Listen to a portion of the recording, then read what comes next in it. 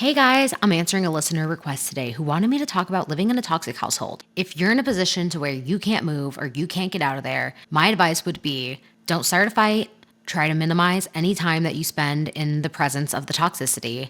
Become a gray rock, do the gray rock method where you literally don't talk and you don't do anything interesting to get their attention. Ultimately, somebody who wants to have a problem with you and to pick fights with you will find a way to do it regardless. I know people who couldn't even show that they were shopping. They had to leave everything in their car. This one girl even bought a whole entire storage unit. Sometimes your family members will feel entitled to the nice things that you have in your life, and there are some fights worth having. There is something to be said about having a toxic flare-up, having a toxic moment, or just having a consistently toxic household, right? Because the severity of it and how destructive it is to your relationship and your peace is going to be the ultimate deciding factor of how you adjust yourself around this situation. Sometimes you not being available in their presence during the AM to PM hours, like let's say you being at work all day, or you maybe staying with a boyfriend for the weekend, which by the way, do not move in with your boyfriend. Do not go from one toxic to the other toxic, okay? Or even being this person who spends all day going to the gym and then going on a walk and then maybe seeing them for 1 to 2 hours, that can reduce how much this person interacts with you. And then that starts to reduce how much they start to use you as an emotional punching bag or as an emotional regulation tool. And when I say that, I mean they're yelling at you, they're insulting you, they're trying to get a reaction out of you, they're doing things to purposely agitate you and making snide comments and just going and going until they get you to react. And then, oh, look, now you're angry. Now they can be calm. Now you're the one who's freaking out. Some people just stay in their room all day long. They never leave the house. Depending on how dramatic it is, you might not even want to wash dishes around these people or cook around them, right? You might become this person who only eats out, or maybe you start buying paper plates, plastic forks, plastic spoons, paper cups, so that you don't have to deal with sharing cups with them. It can be really dramatic depending on how the situation is and the severity. I think the main thing is just minimize, right? I hate to say that because it's just avoid, avoid, avoid.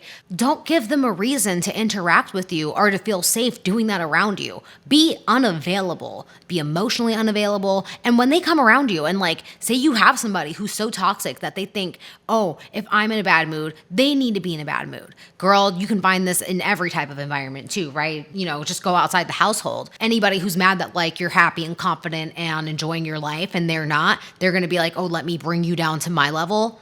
Sit there and tell yourself, that's theirs. That's not mine. I don't claim that. Not my circus, not my monkeys. Remind yourself that you didn't come to the situation with this energy. They put it in front of you. They're asking you to adopt it. Shove it back in their face by saying no to yourself mentally. Here's what's going to happen. You're going to walk in the door. You guys are going to sit down, gather around for 5 to 10 minutes, and all of a sudden, they're going to find a reason to explode or pop off. They will go on and on and on. The advice my mom has given me is if you are going to have an emotional reaction, don't do it in front of them.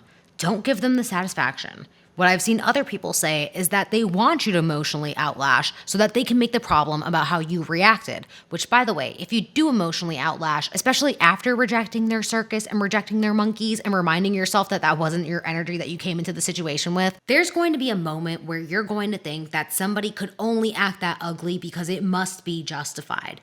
No, you're deserving of respect. You're deserving of safety, and you're deserving of having an actual mutual conversation at a level that's not hostile. That's not an outrageous thing to expect from another person. And if they could do it every other day of the week, and now they're suddenly choosing to not be that way now, they're probably going through something personally. You can put the 2 and 2 together from when somebody's having a bad moment to when they transfer that energy onto you in a way that maybe they might not even be that cognizant of. It might not even be an evil, master approach. It could just be somebody who's honestly mentally ill. Doing a gentle, brief pause to let the ad roll begin. Thank you guys for being patient. Sponsors help me stay monetized, and they make it so that I can earn an income off this podcast.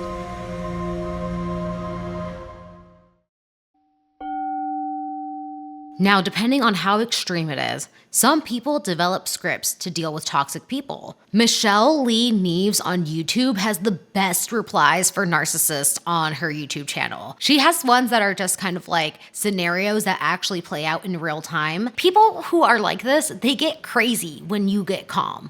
They amplify it because they're trying to get you to match them. And that's the goal of it all. So she'll teach you techniques for how to keep your cool and how to not go to that place with them. But she lets you know it is going to get worse when you defend yourself. It is going to get worse when you stay calm. And it's still going to be shitty if you even join them on their level. There is no way to win. It's not designed for you to win. The only way to not win is to not play and to disengage, which, by the way, will still piss them off. So, the only advice that I could have for this situation is ultimately realize that you are not stuck. The first act of reclaiming your power is creating that resume, developing your skills, learning a trade, and learning something that you can monetize or pursuing a passion or a hobby. Or if you're somebody who's already working, developing your resume and getting an even better paying job so that you can leave your household or afford to leave your household. I was doing the influencer thing only for the last 4 years before I had finally gotten a job. And it felt like I was ruining my life the entire time. But I didn't realize that all I had to do was turn my activities into a resume, put that on LinkedIn, and wow, opportunities started becoming available to me. So that would be my message to you guys. Make yourself available to opportunity and give a damn about it when you're doing it. If you have to sit there and make a cover letter and customize every cover letter, babe, use ChatGPT to help you. Have ChatGPT read your cover letter and read your resume and tell you where you're messing up or where you look sloppy.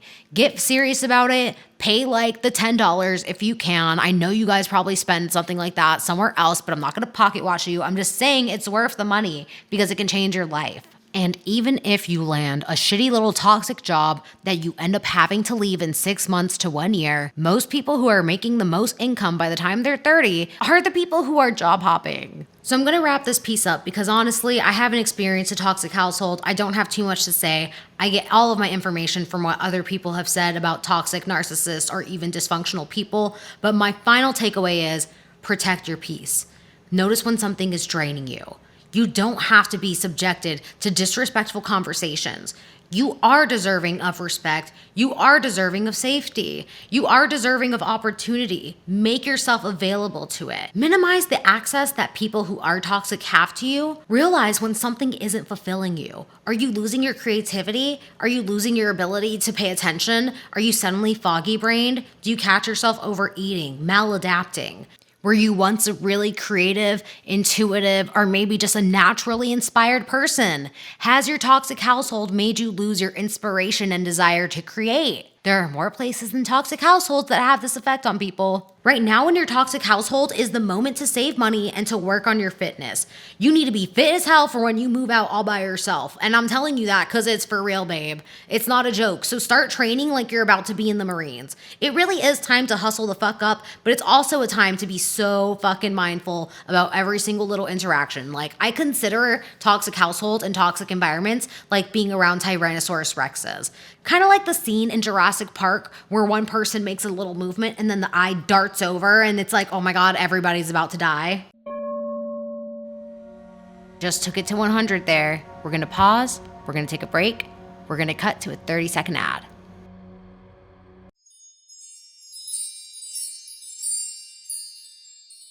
And what you need to know is that you are not stuck. You can actually change your life in 2 weeks to 1 month, maybe even 3 days if you really wanted to haul ass. If you're really looking for fast, quick, cheap money, people work bartending jobs. Do what you can to get something that can get you out, period. And then start managing your time and getting used to managing your time because it honestly gets harder the more full-time you become. I'm 2 years removed from living in my mom's house and not having a job. And I still feel Pikachu shocked that I have to wake up at 7 o'clock in the morning on Monday through Wednesday. It blows my mind that I still have somewhere to be and that I'm useful to society. Don't be resistant to the possibility of trying and failing because when you're in a toxic household, something that will happen is that you'll feel like you ain't shit. And why would you even bother trying? You already failed. And that's not true. And guess what? Most people stay trying and failing. Most people don't even consider it failure. They just consider it things that happen along their path to success. If you want to be a little inspirational, motivational bro, which I'm not a fan of, but it's something that gets you going. And look, tell yourself that, right? If it gets you out the house, if it gets you going, if it gets you doing the thing, do what you need to do the damn thing. I didn't even have ChatGPT when I was doing it. You guys do. It's so much easier now because ChatGPT can organize it for you. Also, guess what? Did you know that you can use ChatGPT as a therapist? They don't recommend that you do this, but it's been so helpful even for me. Especially when you need to be validated too. It goes back to doing the thing that you need to do to get you going, babe. If you have to sit there and activate ChatGPT and be like, hey, I'm shaking right now. I just had this fight. This is what it's about. Tell me what I need to calm down. ChatGPT will come through like an eagle to save the day, and it will expand and expand and expand. Turn to your community too. It might feel weird and strange to be like, hey, I need help, but that's probably the only help that you're gonna get that's gonna change your life in that moment. And some people are willing to help if they know that you're a person who actually tries. And I think that was the thing for me too, right? Is that like by the time I was asking people for help, I had done the money saving. I was a person who cared about my fitness. I was sober. I was trying to like heal from heartbreak. I was doing the good things, and as long as you're doing the good things, people aren't gonna look down on you for having a down moment. So ask for the help, even if you really need it. Make an Amazon wish list. Find ways to let people help you. So that would be my path for you. Survive, stay silent, preserve your peace, minimize destruction, minimize toxicity by minimizing interactions, and ultimately, plan for your escape. Save your money, work out, prioritize your health, and if you have to engage with ChatGPT for some free therapy or even YouTube, which is probably how you found me already, do what you have to do, go where you need to go, learn the keywords that you need to learn, and get all the soothing techniques, babe. Like if you have to become an ASMR calm down queen and do the Reiki rituals, if it actually soothes you, that's okay. It's not weird. They're weird for making you feel like you have to do that. And this is a side plot and probably adds more stress to the equation. But while you're over here cutting out your toxic household, feel free to cut out the toxic friends and the toxic man. It's a good moment to do a big, wide swoop. Even if you're like in a position where you have a toxic job, get rid of all these hoes in one swoop. You really can do it, and watch all their jaws be dropped when you do. They'll be shocked to the gods. All right, you guys, that's the best that I have for you today with what I know and all the information that I've collected. My best advice would be to know that you're probably being gaslighted, you're probably dealing with narcissistic abuse, and you're probably even being scapegoated. I would look up all those terms on YouTube, and I would look at other people talking about these topics so that you don't feel like you're doing this whole thing alone and starting at ground zero. And when you do finally start to heal from a situation like this, you'll know because you will stop engaging with this content and it will feel so good. By the time that you're lashing out and you're starting a fight and you're crying and you're screaming, you've hit your breaking point, you feel cornered, you feel like there's no escape. It's why you're having such an intense emotional reaction to the situation. It's not wrong or weird for you to have that. It's actually completely valid and reasonable. Remember to validate yourself. Try to keep it offline. Don't cause a lot of drama in the household. Maintain just enough peace for you to get out would be my ultimate final advice for you guys. And because I don't want you guys to leave this podcast feeling like you're going to throw hands and start war, I just want to take this moment to just have a little bit of peace. Remember that our life is so much bigger than the moment that we're existing in, that we have nothing but the future ahead of us. And the best thing that we can do in this current moment is remind ourselves of all the things that we're grateful for and all the things that we have in our life that are good. Just take a deep breath. Just think about everything in your life that's good right now. Now what I want you to do, even though it's probably hard to imagine, is think about all the good that there is to come. Imagine if you only knew. Don't ever let the goodness that is potentially ahead of you escape you. And all right, guys, I'll leave you with that. I hope I was helpful. I hope that my YouTube recommendation was also helpful. If you guys like my content, I'm available on all platforms. You can also support me for free $99 by leaving me 5 stars or tapping the follow button. I don't know if you guys know this, but the 800 plus positive reviews and the positive comments actually do make it so that I get recommended to other people's channels, like their accounts. It's been amazing. I'm like number 36 right now. Not to make it about me, but yes, guys, we did it, Joe. We're number 36. Top 50, that feels good. And if you don't know what I look like, or if you just want to follow me casually, you can find me on Instagram as Fleeksy. I'm also on TikTok, Twitter, and Threads where I like to yap. Go catch me outside. Thank you for tuning in, and I sincerely hope that you all find a way out of your toxic situations.